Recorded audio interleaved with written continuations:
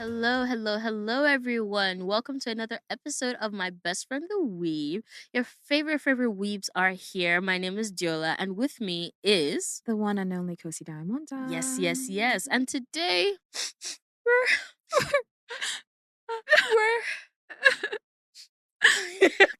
We're gonna be crying our eyes out. I couldn't go through with it. But yeah, we're gonna be talking about the anime that made us cry. Yes.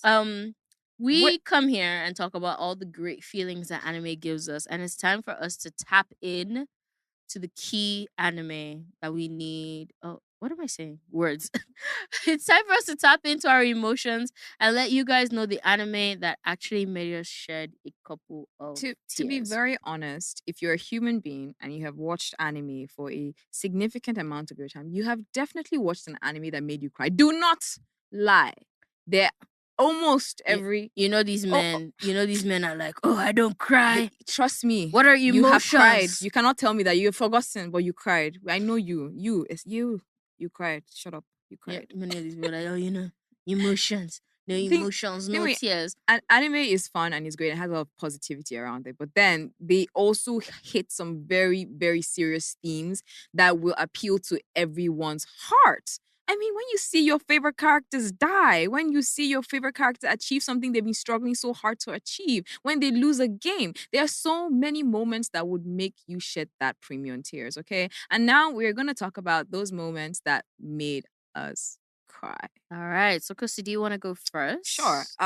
I have an interesting list. By the way, Kosi has a long list. It's not long, relax. It's just 8. It's just 8. I have 1, 2, 3, 4, 5. I actually have 6. Oh, okay. See, that's I not had bad. 5. Okay, so I might not even say my 8th one, depending on time and shit. Yeah.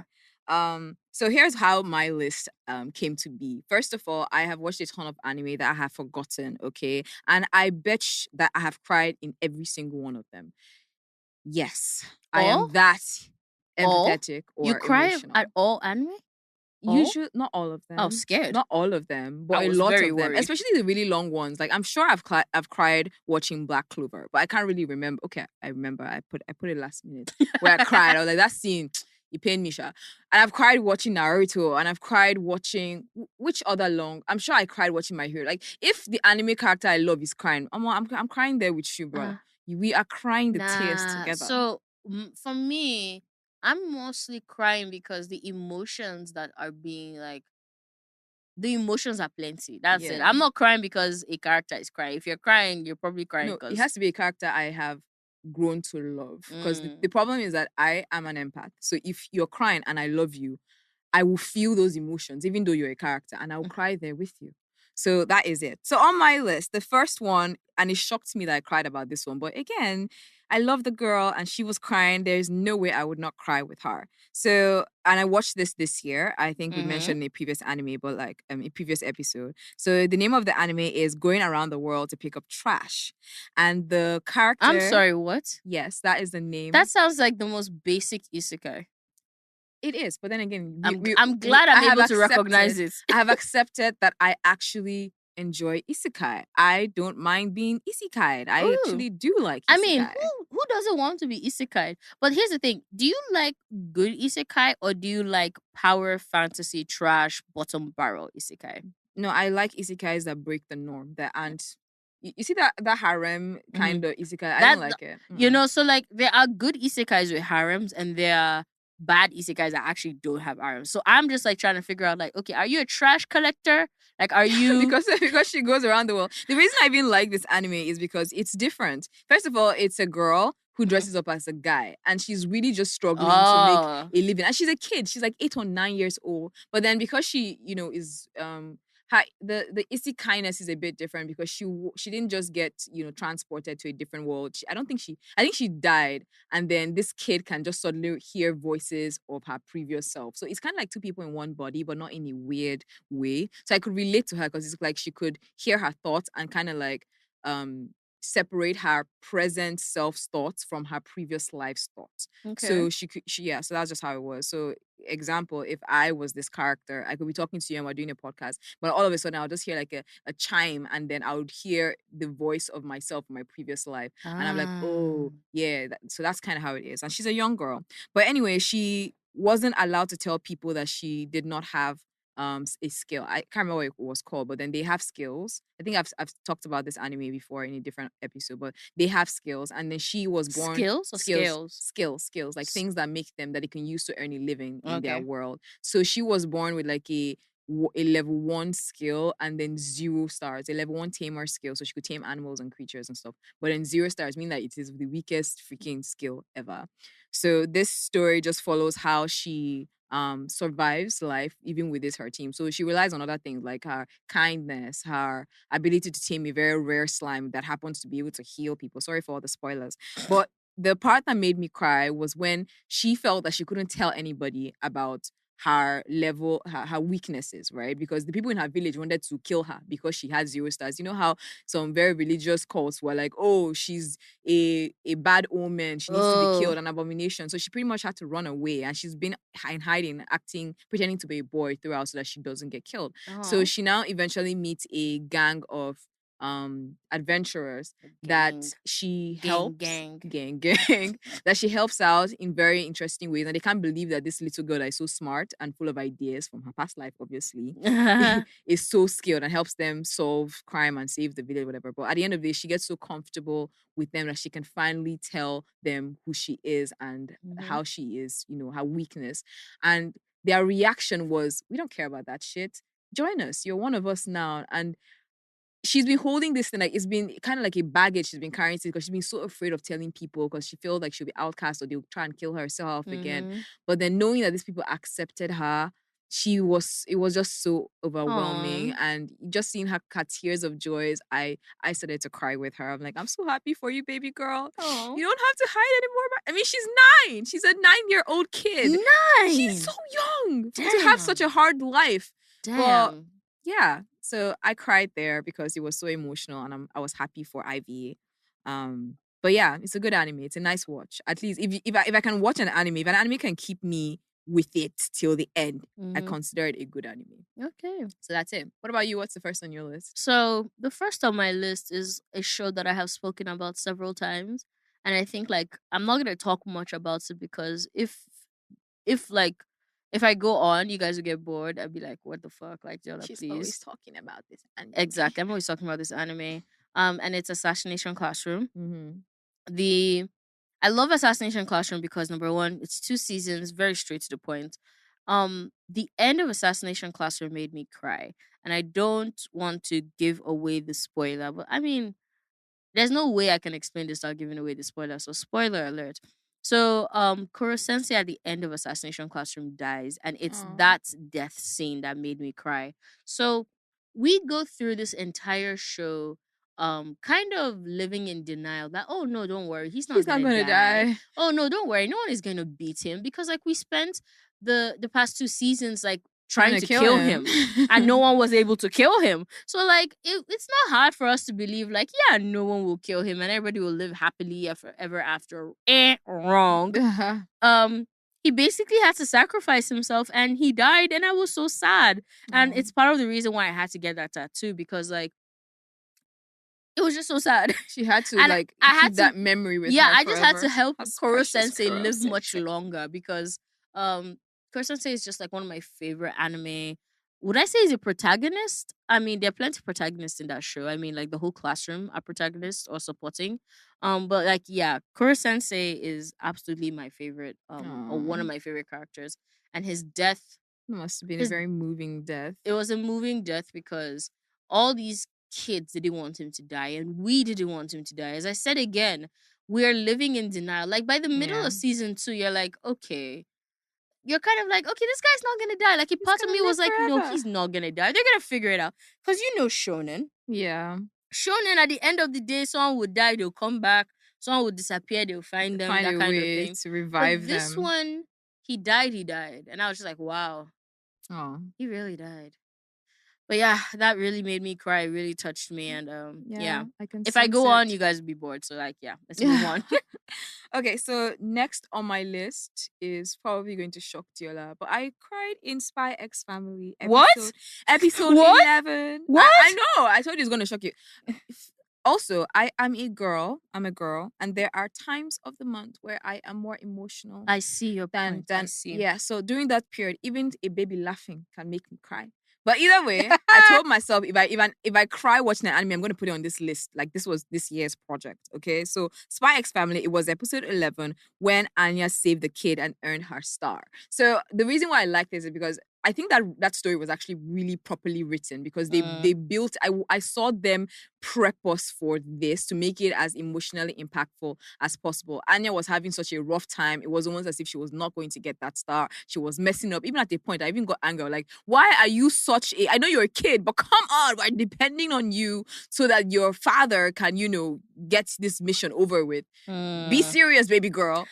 You get... But why is... Here's a... But why is... It's so funny. Why is this super spy Lloyd depending on this child?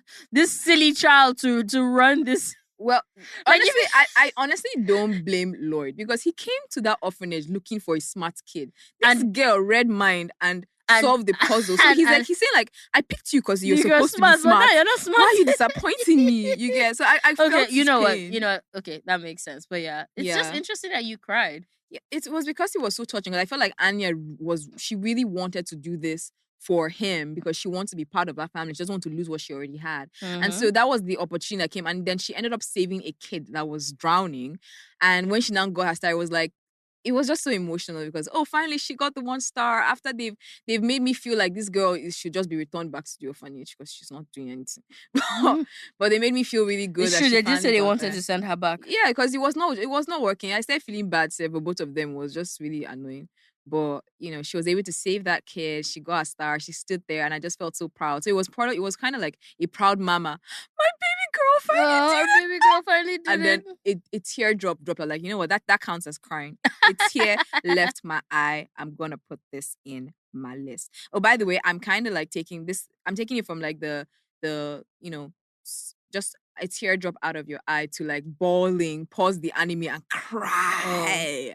Mine is just in alphabetical order. Oh no, mine increases. Mine is just alphabetical order. I love it that you went from small tears to full on crying. Yeah. Now I'm looking at my list and I'm like, is mine arranged like that? No, mine is like full on tears in different places. The fact that you even started with, Assassination Classroom, I feel like that was like heavy crying. It was heavy crying, but it's not as heavy as some of the tears I've cried on this list. And I'm going to talk about the next one.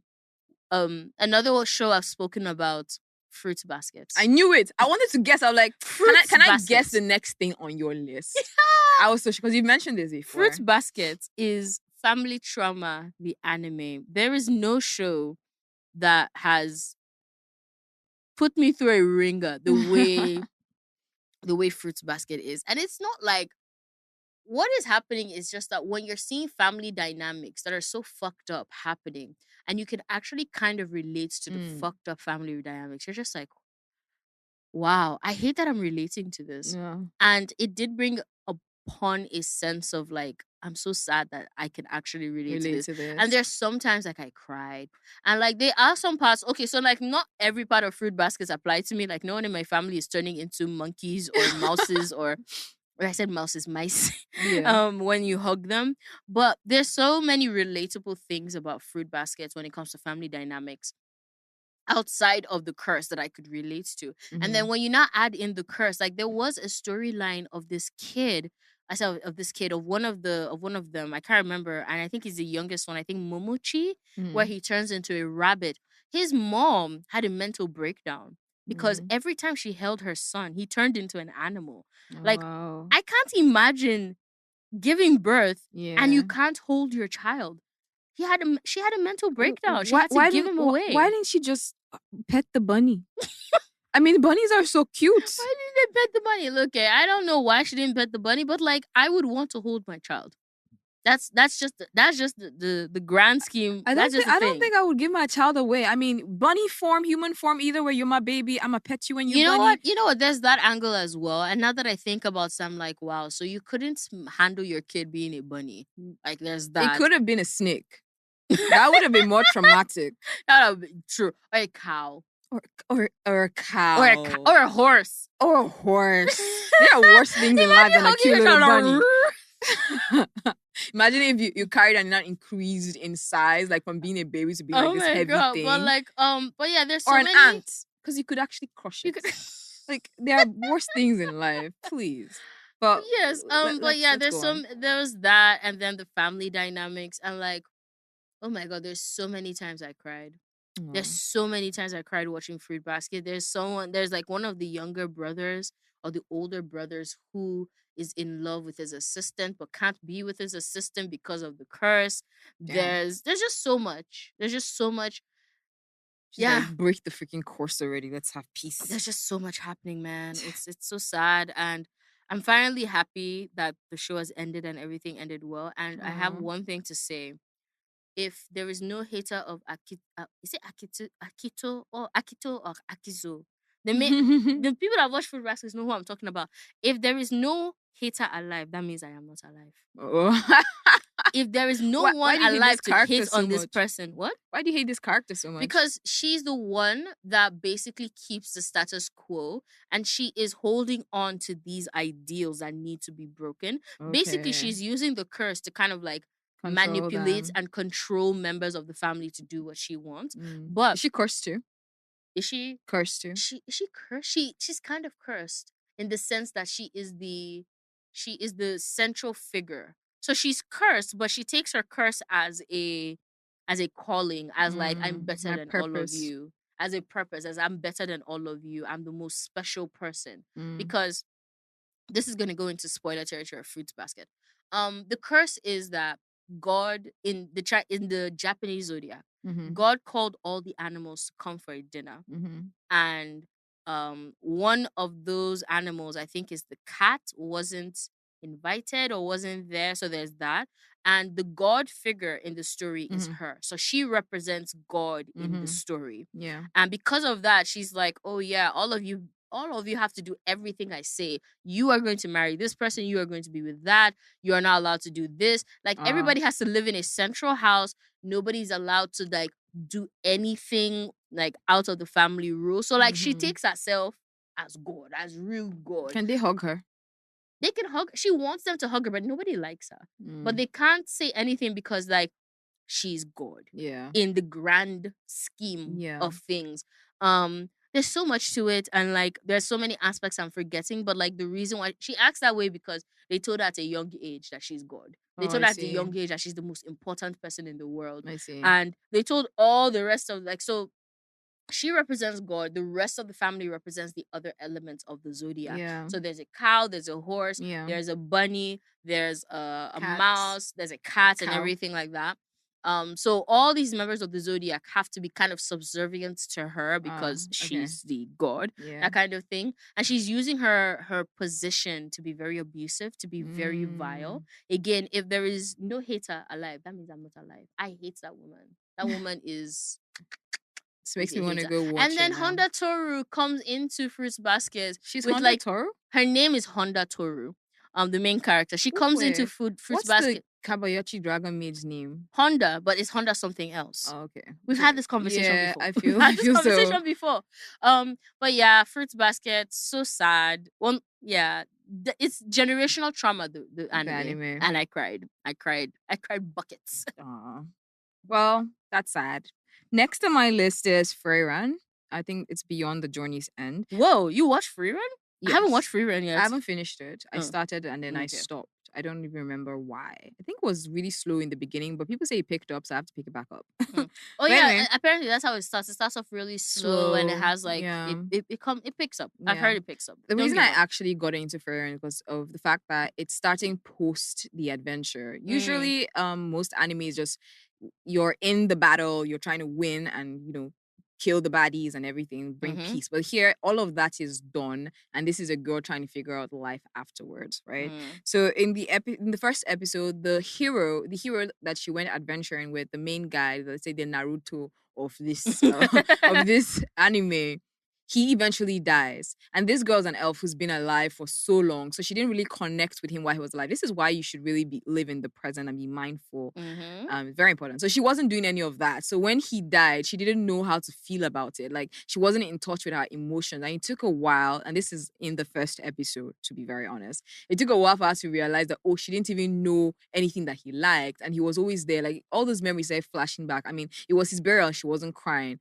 But then when she realized how much time she missed out, how much she's missed out on his life, and she wasn't really present, she wasn't really there, and he's gone now. That I think that realization, it came crashing all at once. And what triggered it, or people were like, wasn't she his friend? Why is she not crying? She didn't really care about him. And I think all of that triggered some introspection. And then it now dawned on her that, oh wow, she actually lived a really long time with this guy, and she didn't really deepen their connection or bother, probably because she's watched people die tons of times, so she just kind of like detached. Yeah, because she's like a long living elf that lives forever. So it does make sense. But then watching her at that moment get that realization of what she'd missed out on, her friend is actually gone.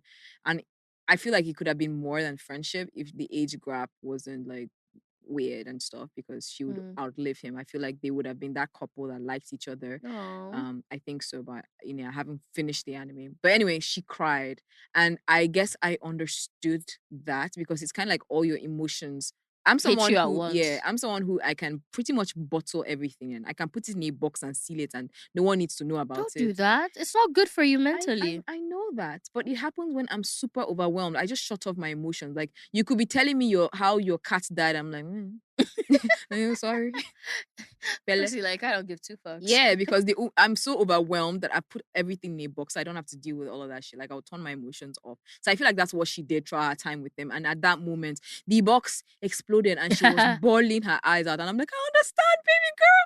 I've been there. Oh, he's so sad with you. Yeah. So yeah, I cried, and I was shocked that I was crying in the first episode. I was like, "What? This anime hasn't even started, and they're getting me to cry. I'm going to watch you. You're bringing out some nice emotions here."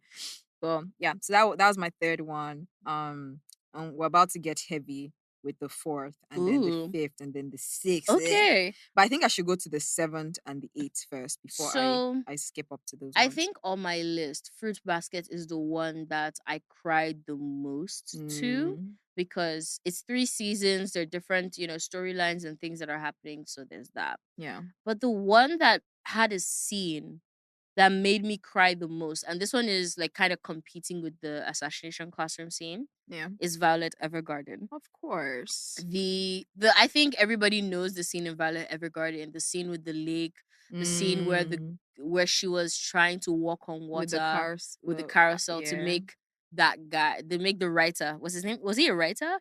I can't remember, to make that guy happy after he lost his daughter, or was this his wife? I still cannot describe how that made me feel, except all I could do was cry.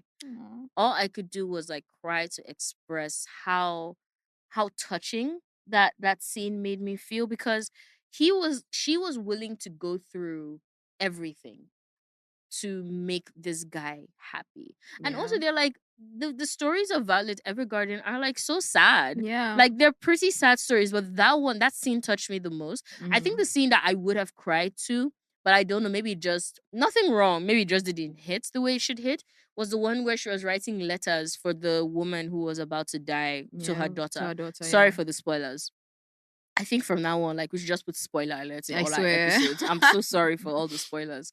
But that episode, I think that one touched me. Like, I can remember, like, wow, you're writing all these letters for your daughter that, I don't think she had even given birth to her. Oh no, she had given birth to her daughter. She was gonna die. She was going to die, and her daughter was still a toddler or something. So, like, yeah, that was really touching. But that scene with the walking on water with the umbrella and everything, like, the way it was just put together. Number one, the show is beautiful. Like, Violet Evergarden was animated like mwah, mwah, so beautiful, so gorgeous. Great story. And then so emotional. Everything. It was just like, wow. I still can't come up with the words to properly describe that scene. Like, every time I think about it, I'm like, yeah, You know, till now, I haven't even watched Violet Evergarden. Really? Yeah, I just watched the summary for our anime quiz. Thank you, summaries. You should actually watch the proper. I should. You should watch it. It's not that long. It's like one season. I know. And I don't even think we're getting a second season because like season 1 came out a while ago. So if they were supposed to give us a season 2, they would have given us by now. But it's a pretty good story. It's pretty touching. It's always talked about as one of like the epic dramas. It's a really good. It's like a. I wouldn't say it's a. Is it a drama? Yeah, it's a drama. It's a drama. It's like a romantic, emotional drama. Yeah, I would say so. Yeah. All right, Kosy, what else is on your list? Like I said, I'm going to skip over to number 7 and number 8. So number 7 was when the Wizard King Julius, died in Black Clover. This one was painful because I don't think anyone saw his death coming. But spoiler alert, he didn't really die. He just kind of like went back, like time kind of like took a turn for him. So he reverted into a child. But we didn't know that then. All I saw was the Asta's hero. Asta is the main guy in Black Clover. All I saw was his hero, who we had grown to love because he is such an amazing character, give up his life. He was fighting so hard, and he ended up having to sacrifice himself to save everybody. Like everybody was fighting so hard in that scene to defeat. Just go watch. I don't want to put too much spoilers, but he ended up sacrificing himself to save them from a massive attack that would have wiped everybody out. So he literally gave his life up to save everybody. And it was just that point of, is he dead? Is he actually dead? He's gone. He's gone. He's gone. So that's kind of like how it escalated. And when I found out that he actually didn't die, it was such a sweet relief. Go great shonen for bringing back our heroes. But like, if there's anything about shonen, the people that die might come back. They might come back. So you might come back. Might. So I'm going to really say 8 before you go into it, since I have more than you. Okay. But this one is just really quick. First of all, if you like sports and you watch any sports anime, you are going to cry at some point if you get deep into the game. Because again, you're watching your team, you love your team, and your team is most likely going to lose 1 or 2 games. So there was this particular game in Haikyuu, that is the sports anime I am talking about, and they lost to one of the opposing teams. I watched it a really long time ago, because I don't really remember. But the fact that their coach had to throw them like, he had to buy them, we had to take them out and buy them like food, and they all cried at the same time eating that food. It was such an emotional time for all of them, because they felt the impact of that game that they lost. So it was really painful. But I think what made it moving for me is because they were sitting down there silently eating their food, and all of a sudden, every single one of them, they weren't even crying like that. Like if it was like everyone screaming and crying, like, yeah, you guys make it. They were silently crying. Wait, did they lose a match? Yeah, they lost a game, and they worked so hard for that game. So the fact that after putting on that effort, they still failed, it was painful. But then sitting down there and you're like eating ramen, and you're like, your eyes are... So it was and every single one of them. So I felt the pain, but I felt it was really nice for all of their team to have that bonding moment. Because we lost together, we feel this pain together. Tomorrow we go and get that win. Yeah. Okay. So that was the 2 I'm powering through. What's next on yours? Talking about men in teams. Yeah. I'm gonna talk about Banana Fish. Banana Fish. That was a weird segue. I was trying to, men in teams, and then men, Banana Fish has some little homoerotic tendencies. But yeah, Banana Fish made me cry. And I have spoken about Banana Fish a couple of times before. The end, I'm gonna keep this one short as well. The end of Banana Fish changed everything, because we all thought everything was good. We thought everything was hunky-dory. We thought what was going to happen was everything was going to be fine. In the end, everything did not end up fine. Oh, wow. And yeah, I don't want to spoil it, because spoiling Banana Fish is like ruining the entire show. I can't tell you what happens without ruining the show, which is why I'm going to keep this part brief, and I'm just going to be like, yeah. Something sad happened and something made her cry. sad happened at the end of Banana Fish that made me cry my eyes out, and I did not believe it. That is it. That is it. Is that your last one? You still have one more? I have 2 more, but I'm going to share only one more, because the last one I recited that I cried, but like I don't know how to explain the tears. The tears were there, but like the emotion wasn't there behind it. I don't know if that makes sense. Why you crying?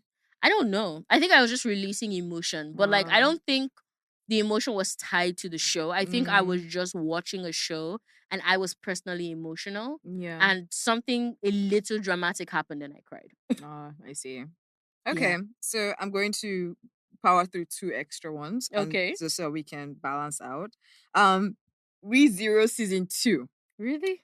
When Rem, yes, this is another isekai, and this is an isekai I'm currently watching. Well, we've already decided that you like isekai. Yes. We decided this sometime. It kind of shocked me that I liked it, but you know how you just check the data and you're like, girl, you are watching a little too much isekai to keep saying you don't like it. Let's just own it and accept that this is something we like.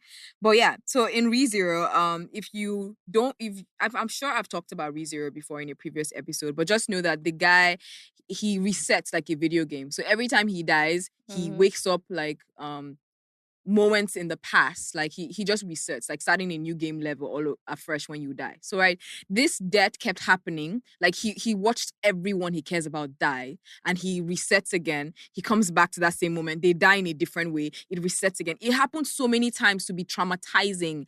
And then just watching this particular one, Seth, is when Rem was fighting the Sin Archbishops. Like Rem is like one of the maids there. So you have I think Ram and Rem. I can't remember what their names are, but 2 maids that look pretty much the same.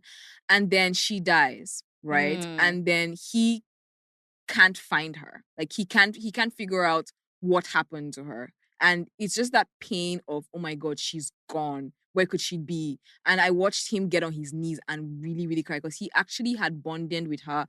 I mean, when you keep repeating life all over again, you tend to bond with a particular character more often. So in that particular episode, with all the drama happening in that particular story, he bonded really well with the Rem character, and she even she what's the word?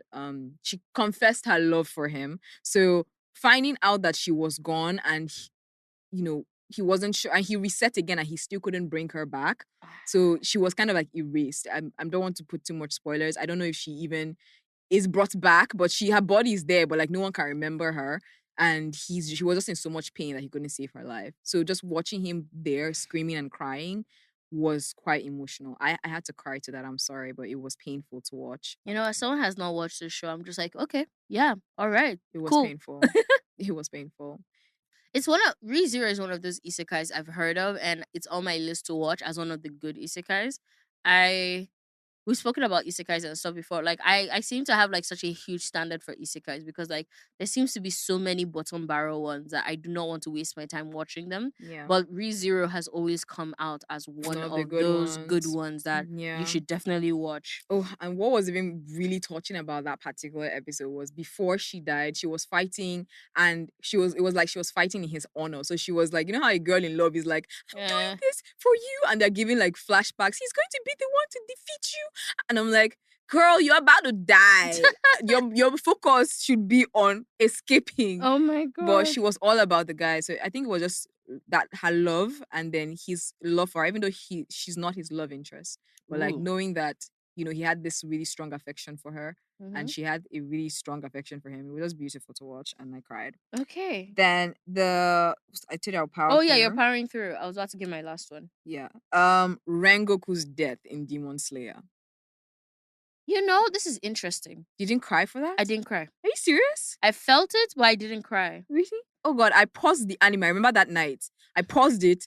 I shed premium tears because they just introduced me properly to this character. Yeah. I just fell in love with this character. He was so beautiful and so pure. He was a ball of light, literally. Literally and a ball of light. Everything had worked out. He had saved the train. Things were fine. Then this demon that I actually surprisingly, I do. You liked the demon? Yeah, that he fought, yes. I like his personality. Huh. Is it the guy with the marks on his face? Yeah, you did that kiss, marry, kill thing. He was the one that you decided to kiss.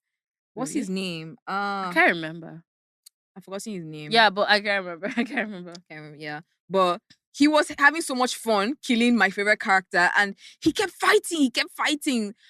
But then he fell in the end. And when what's our main guy's name? Tanjiro came in front of him and he was right there with the no eye, with the impaled half of a hole in his body. And he was crying. And I was crying. I paused because that fight alone was already very traumatic. Like, it put us on edge because you know how you finish fighting the main baddie and then you think, okay, all is well. All of a sudden, this demon, and it was one of the higher ranked ones, come out of nowhere and starts to kill the guy that we were just celebrating his victory. It was painful. I was angry and I was crying. And then watching Tanjiro cry. You know, Tanjiro is a very emotional being. He went all out, even thought he could kill the demon. You think you can kill an upper rank demon. Well, A for effort. He tried. He did impale him with a sword. I guess I can pat him on the back for that. He tried. He did try. But Okay. I felt really bad about that. My last anime on the list is an oldie but a goodie. The original Trigun. Oh, okay. Yeah. So I watched the original Trigun because I wanted to watch the new one, the remake. Yeah. And I ended up not watching it because the original was so good that I kind of just forgot that there was a new one to watch. Yeah. There's a scene that I'm trying to remember his name, and this anime is old, so like whatever I say is not a spoiler because like the original is like eons old. It's still a spoiler. It's a spoiler, blah blah big. It's not a spoiler. His name is Woodsworth. Ah man, I can't remember the name. Shasha, a character died, and I did not expect that character to die. And the way he died and the way they set it up, it was like I didn't want him to die. I didn't expect him to die because he was kind of like the buddy to the main character. Yeah. So I thought that they were gonna, I thought best friends till the end. Yeah. Best friend's gonna kill the big baddie all together, but no. Don't work that way. The best friend died. Oh. And it was really sad. I did not like I honestly was he like, the main character's best friend? He was not the best friend, but they were I actually cannot remember because I watched the original Trigun like a year or 2 years ago, and I cannot remember. But they were good friends. They were buddy. Okay. Like very, very good. They were both helping each other out with both of each other's bullshit. And I did not expect him to die, which is why his death kind of like, oh my God. And like while he was dying, so like the way he died, the way they gave him like a tribute. He died. Oh my God, there's another show I need to talk about. You sped through one. There's one I just realized I should add to this. Okay. After this, like this is gonna be fast. Like, I need to talk about the next one actually. Mm-hmm. The way he died is that they gave him a proper tribute, and like the last 15 minutes of the episode was like dedicated to the death and how he was dying because like he was shot and then he walked or crawled into a church and like was saying all these things, like was on his dying and monologuing, and all the monologues was just bringing out so much emotions in me. Like I was just like, wow. I was just yeah. When characters die in shows that I don't see coming, that's when it really affects me. It does hurt. Yeah. It does hurt me when I'm not expecting it. When it comes out of the blue, especially when it's like a show that's like everybody is kind of like I mean, Trigun wasn't like that, but like there were parts of Trigun that made me feel like it was pretty like a light show. Yeah. So yeah. And then the next thing I want to talk about, and the last show that I can't believe I didn't add to this list, is Attack on Titan. Oh, let me guess. When this girl died, Sasha. No, when Sasha died. No, Sasha? When Hanji died. Hanji. Oh my God! Did I just spoil it for you? No. Obviously, I've watched. You've watched everything. I've watched everything. I was so scared. But yeah, Hanji died. The scientist babe. Yeah, she died. I know she died. But she died in the second to the last episode. Her ending was iconic. Her ending was she went so out. Fucking she had iconic. The best death. She had the best death in Attack on Titan. Yeah, she has the best. She had the best death in Attack on Titan. Like as I was crying, I was like, "You go, girl. You go. I was crying and I was like, "Yes." She obliterated, right? She basically burned. She basically just like poof into flames. I was just like, man, yeah. I can't believe Hanji didn't see it to the end of Attack on Titan. I feel like if there's a character that deserves to see the end of the story, it's actually Hanji. Because Hanji was so dedicated to knowing about the Titans. She wanted to understand everything about them. But I think she went really far. I think she had. Yeah, she died really at like she died.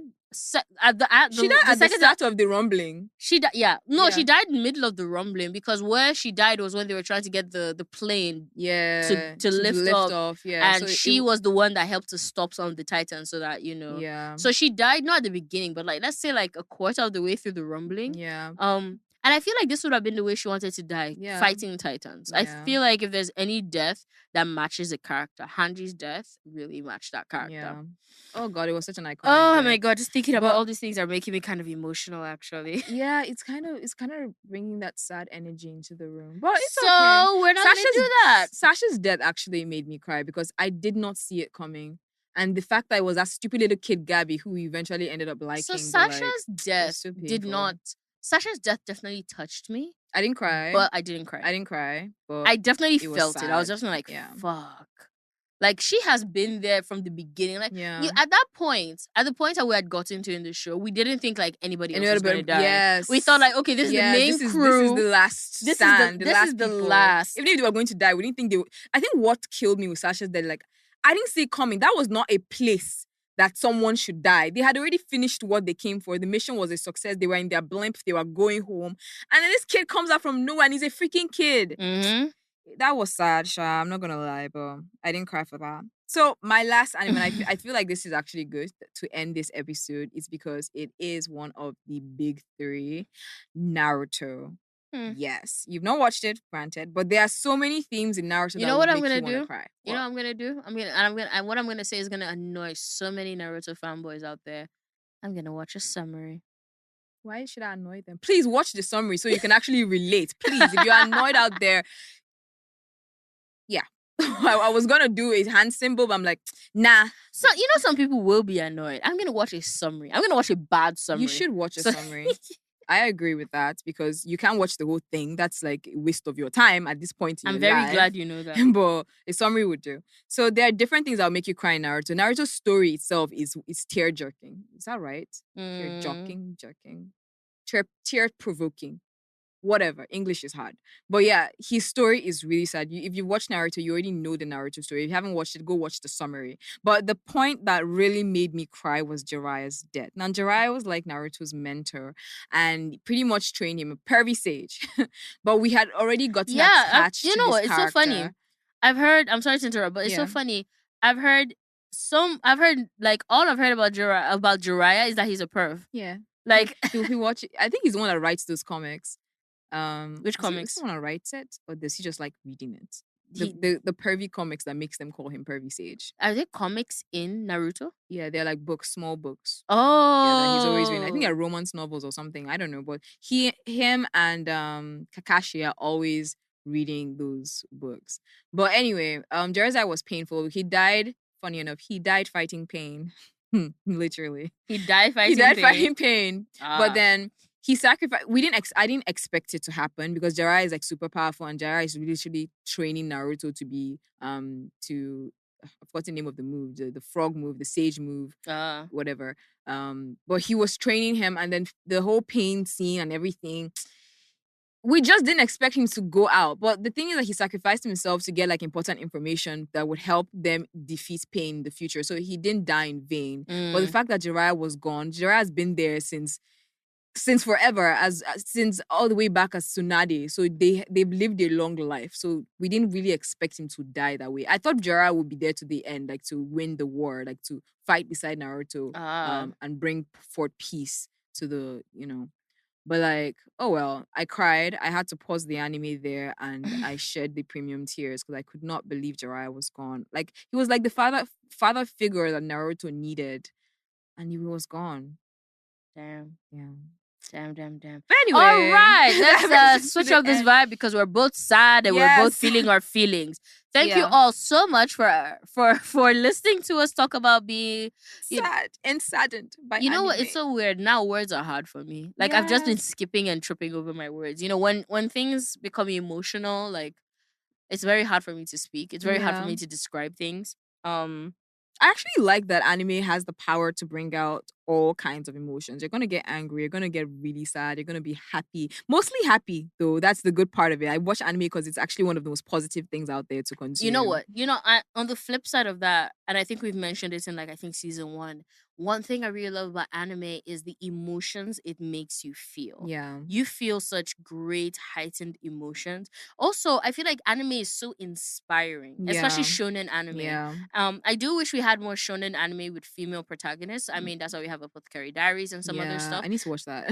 Apothecary Diaries is really good. Yeah. But like again, as you mentioned, it brings out such a wide variety of emotions. You can be sad, you can be happy. I mean, you can say that about any medium, but the way anime brings this all out, especially because like people are always like, oh yeah, isn't that like cartoons for kids? I'm like, no! Niggy, don't. Hanji's death is not for a kid. No, I swear. It is not. Half of the shit that we watch, I dare any child if you to are watch. If you are a Netflix person, an anime that would show you that anime is really not for kids is Grim adaptations.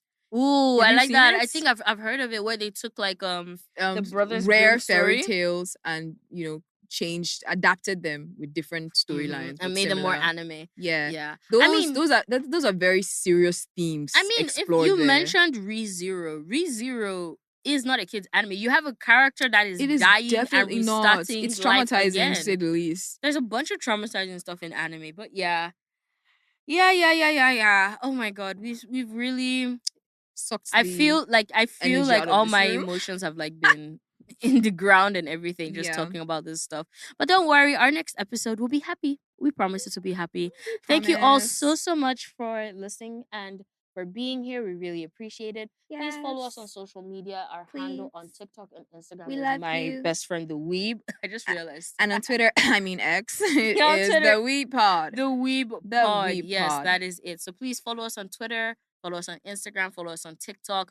Please share your comments. Please share your concerns. Please share your questions. And please tell us animes that made you cry. Yes, what anime has made you cry? What bunch we missed out on? What anime brought these tears out of your eyes? Yeah. Let us know. Thank you guys once again for listening, and we'll see you in our next episode. I said see you. We'll hear you. Or you hear us in our next episode. Oh, yeah. Talk to you guys later. Us. Bye. Bye.